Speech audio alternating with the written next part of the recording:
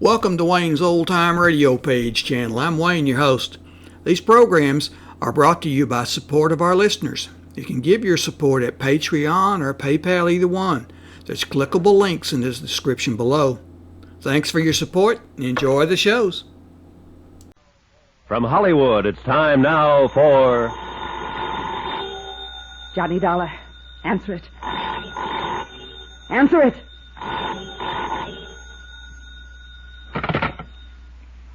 Johnny Dollar. Hello, Johnny. This is Jake Kestler. Be careful what you say. Johnny, what are you doing out there at the Too Lazy Two? Johnny! Talk to him, but be careful. Don't forget this gun. Why, Jake, what's on your mind? $3 million of insurance. Dora Haskell's filed a claim on the basis of accidental death. So unless you can come up pretty quick with proof the Haskell brothers were murdered... Jake, I have a funny feeling I'm looking at that proof right now. Careful. You mean there at the ranch? You still haven't told me what you're doing out there. Why don't you come out here and see, Jake? What? You fool. I told you to watch what you What say. are you talking about, Johnny? Dollar, I'll pull this trigger so fast. You try that door and Jake will hear it over this phone and come out here anyway. What? Hello? He heard that. Hang up. Hang up. Hello? Here, hang it up yourself. Oh, no, you...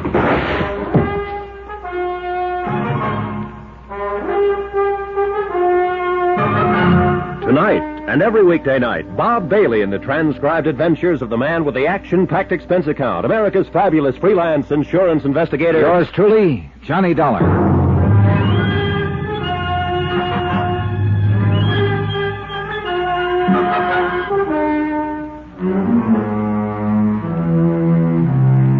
From Special Investigator Johnny Dollar, location near Kingman, Arizona. Attention, Mr. Jake Kestler, Greater Southwest Insurance and Liability Company. Following is an accounting of expenses incurred during my investigation of the Midas touch matter. Proof that the Haskell brothers were murdered rather than killed accidentally in the cave-in at the Midas touch mine could save Greater Southwest a cool $1.5 million. But the one man who could have given me that proof was murdered himself. Thanks to Buster Favor at the Lake Mohave Resort, who could read a set of tire tracks like you and I read a newspaper, I was able to trace the killer's car to the Too Lazy Two ranch. And there the evidence all pointed to the foreman, Alex Bundy. However, when Alex appeared at the ranch house, he also put the finger on Dora Haskell. That's when your phone call came in, Jake. And that's when... Oh, no, you don't do it. Oh, thanks, Buster. Yeah, well, I kind of hate to hit a woman that way, but she wouldn't have missed with that rifle. Matter of fact, she didn't. She creased her arm there just Oh, above... forget it. First of all, let's take this gun Don't off. touch it. Oh, that's right, Alex. Kind of forgot about you. Now, why don't you put that thing down before you make the same mistake she almost did? It won't be a mistake, Dollar. Now, look, Alex. Shut up, Buster. You should have known better than to mess around this whole thing. Maybe you're the one who should have known better, Alex. According to Dora here a few minutes ago... I heard her. I heard from outside the window. Heard all of it. And she lied. Keep an eye on her, Buster. Yeah, sure. Just stay where you are. Stay away from that gun of hers, too. Look, Alex, why don't you just calm down? She lied. She was the one who shot at you down at the lake, not me. But it was you who shot up old Hard Luck Dennis when he tried to talk to me. Sure I did. I had to. He was going to tell you it was me that caved in the Midas touch on the Haskell brothers. He did tell me. Sure, he was going to tell you. I know he was. And I had to stop him. Wouldn't you have stopped a man who was trying to put a noose around your neck? Will you listen to me? That's why I had to kill him there at the hospital when he was well enough to talk some more. He would have put the finger on me. I tell you, he already had put the Sure finger. he would. I know he would. And I had to stop him. But it wasn't my fault. It wasn't my fault, Dollar. She was lying to you. I heard her outside. I heard. She was trying to lay it all on me, but she's the one, not me. In spite of your murder of Hard Luck. I had to. Don't you understand me? I had to. Look, why don't you put down that gun and listen? She's the one all the way from the start. I'm not dumb, Dollar, but she was smarter than me, and she kept getting me in deeper and deeper. I'm a good ranch foreman, Dollar. See for yourself what I done for the Too Lazy Two. But this kind of thing I don't know about. So she got me in deeper and deeper right from the start. Just how did it start, Alex? I'll tell you how it started. I got drunk one night over in Kingman. So I heard. Made a lot of foolish talk about wanting the Too Lazy Two for myself. Any foreman wants to have a big ranch of his own. Any of them, ask him. You ask him. Isn't that true, Buster? You know. Alex, give me that. No, stay back. You stay back. I want him to know. I want him to know everything. She heard about what I'd said, understand? Then she came to me, sweet-talked me. Said I could own the Lazy Two. Along with her.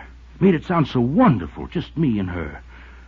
But then when she started plotting how to get rid of her husband, well, she thought he was going to die when he came out here, but he didn't, see. So she started plotting how to get rid of him. And I was scared about that. But she told me I was already in it on account of I knew about it, so I better help her. So what else could I do? And all the time she kept me thinking how wonderful it would be, just me and her. Do you know what that means to a man, Mr. Dollar? Well, I can guess. So I helped her with the boat. You know the time, Buster. You mean when the Haskell sank during the windstorm out on the lake? Yeah, because I fixed the boat. I took out the flotation tanks and weakened the transom, so any kind of strain it would sink, and it did. Brother, you're in so deep. But you went after him. You saved him, didn't you, Buster? Yeah, I guess I did. So, but then I wasn't too deep, you see. You understand? Yeah, Alex, I understand. And I'm afraid that you're... Then she thought of the mine. She made me tell old Hard Luck to take him out to the Midas touch because he thought there was still gold in it. Johnny, did Hard Luck tell you the door got him started on that pig? No, but he would have. That's why I had to kill him. Because he would have blamed her. And then she would have blamed me, the way she did you just now, don't you see? All she was doing was using me. You didn't come out here looking for her. You were looking for me, weren't you? Yeah, Alex, I guess we were. And if there'd been a fight, if I tried to gun you down, she would have killed me. Then she would have been in the clear, don't you see? She would have killed me the way she made me kill Hard Luck. It took you a long, long time to realize it, didn't it, Alex? There were a lot of things you didn't realize. But what's done is done, and you can't ever change it. You're in so deep there's no way out for you now. And you know it, Alex. But you're not going to make things any easier for yourself. No, get back, I tell you. I'm in so deep I can't get in any deeper. That's what you really mean, isn't it? So my only chance is to kill you and try to get away with it. Alex, Now, listen. look, boy. But before I try it, I'm going to kill her. I'm going to kill her but because what she's done to me. Listen, you crazy mixed-up guy. Sure. Maybe I am crazy. Maybe I've been crazy all along, but I'm going to kill her. You hear me? I'm going to kill her now. Oh, no, you're not... Grab her gun, Buster. Look out, Johnny. Okay, Alex. Okay, you've done it. Added one more murder to your list. And I'm glad. I'm glad I did it. Then put that gun down and No, listen to me. I'm gone. If you try to follow me, I'll kill you, too.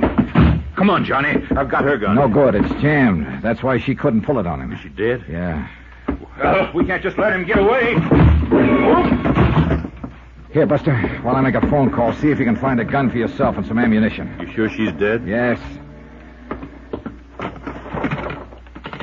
Hello, operator. Couple of 38 handguns here, Johnny. And find some ammo. Operator. Operator, get me Kingman 19970, emergency. All set with his sidearms, Johnny. You want a rifle or do you... Jake, Alex Bundy has killed Dora Haskell and headed for parts unknown. Yeah, that's right. Call Ted Harding at headquarters. Have him put a roadblock on every highway leading from this ranch. Be sure there's a block at Davis Dam so he can't cross over into Nevada. Yes, that's right. He can phone him down. By the time I hung up, Buster had my rented car started and waiting, so he took off on the main road leading from the ranch. We could still see the dust left by Alex Bundy in the Jeep. Could see that when he swung onto the highway, he'd turned right toward Lake Mohave.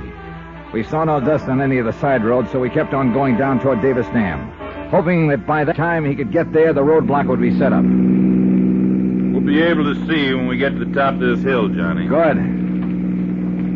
Yeah.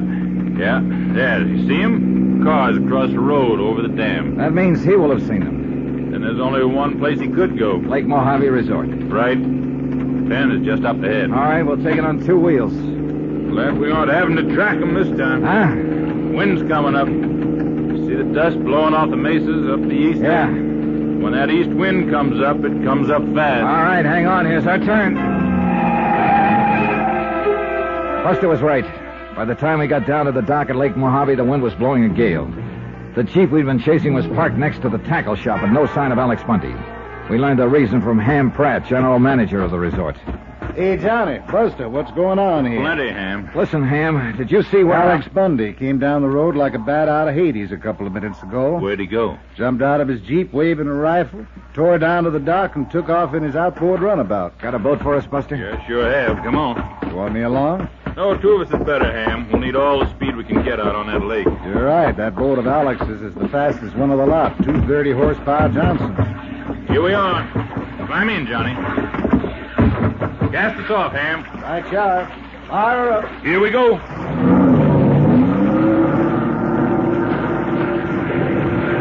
Boy, this wind is really coming up. Sure is. We're going to have us a rough ride. Where would he head? Cottonwood Landing's about 20 miles up, or even Nelson's Landing if he has enough gas. Either way, he'd get over into Nevada. All I hope is he's having as rough a time of it as we are. Don't worry, he is.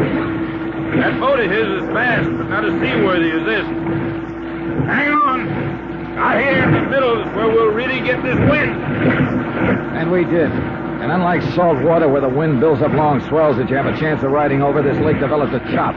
Waves only 3 or 4 feet high, but one on top of the other. With a less skillful hand than Buster's at the wheel, we would have swamped in a minute.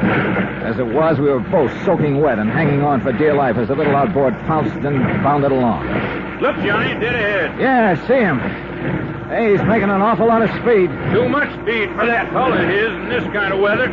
He'll pound the bottom out of it. What do you think you're doing to this boat? Oh, this'll hold together all right.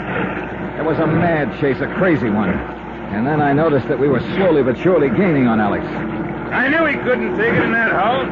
See? He had to slow down. Gradually, the distance between us grew shorter, 200 yards, 100. At least he'd never be able to aim his rifle in a sea like this. At least until we got right on top of him. Keep your gun on him, Johnny. It's going to be rough trying to lash onto him in this chop. Okay.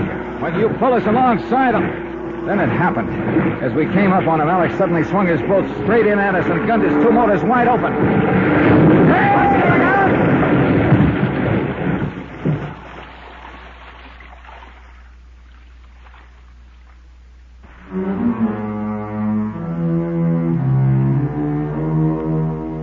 That's really all there is to it. Oh, except that Ham Pratt, bless his heart, had followed us with an outboard cruiser and picked us up. Alex, well, the shock of crashing into us must have wedged him into his boat. And with the bottom of it torn out, it sank like a rock, and he went along with it. Expense account total, including transportation back to Hartford, $978.35. Remarks? There was no question, of course, but that the Haskell brothers had been murdered. No double indemnity. And Dora's little scheme to collect a cool $3 million, well, it got her exactly what she deserved. Won't people like that ever learn? Yours truly, Johnny Dollar.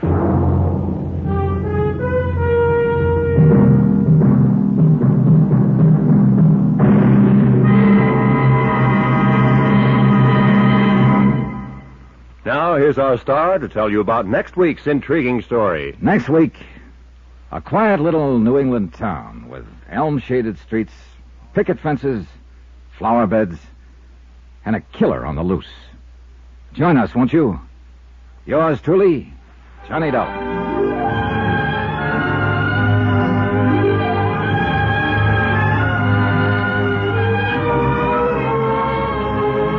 Yours truly, Johnny Dollar, starring Bob Bailey, is transcribed in Hollywood. It is produced and directed by Jack Johnstone, who also wrote this week's story.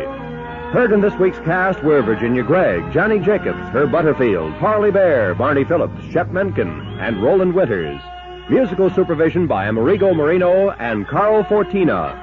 Be sure to join us on Monday night, same time and station, for another exciting story of yours truly, Johnny Dollar. Roy Rowan speaking.